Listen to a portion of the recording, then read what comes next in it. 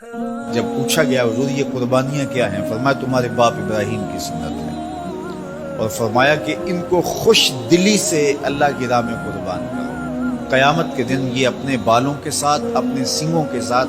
اور اپنے کھروں کے ساتھ آئیں گے، اور یہ بھی ارشاد فرمایا کہ کل پل صراط پر یہ سواریاں بن کے تمہیں پل صراط سے پار لگائیں گے۔ اور جب قربانی کے لیے کوئی شخص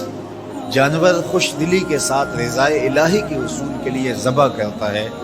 تو اس جانور کا خون زمین پر گرنے سے قبل یہ عمل قبول کر لیا جاتا ہے۔ میں نے دیکھا ہے کہ لوگ بڑے شوق سے قربانی کا جانور خریدتے ہیں، حتیٰ کہ غریب لوگ بھی شوق کے ساتھ جاتے ہیں، منڈیوں کا سفر کرتے ہیں، راتوں کو نکلتے ہیں، جانور خرید کے لاتے ہیں۔ میں کچھ ایسے غریب گھروں کو جانتا ہوں جن کے گھر کچے ہیں،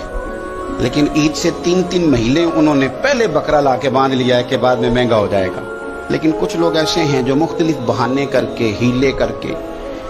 سستی کر کے، اگرچہ یہ تھوڑے سے ہیں، زیادہ نہیں، یہ تھوڑے لوگ ہیں جو دور ہٹتے ہیں اسلامی تعلیمات سے۔ او بھائی یاد رکھنا، جس طرح قربانی کی فضیلت بہت زیادہ ہے،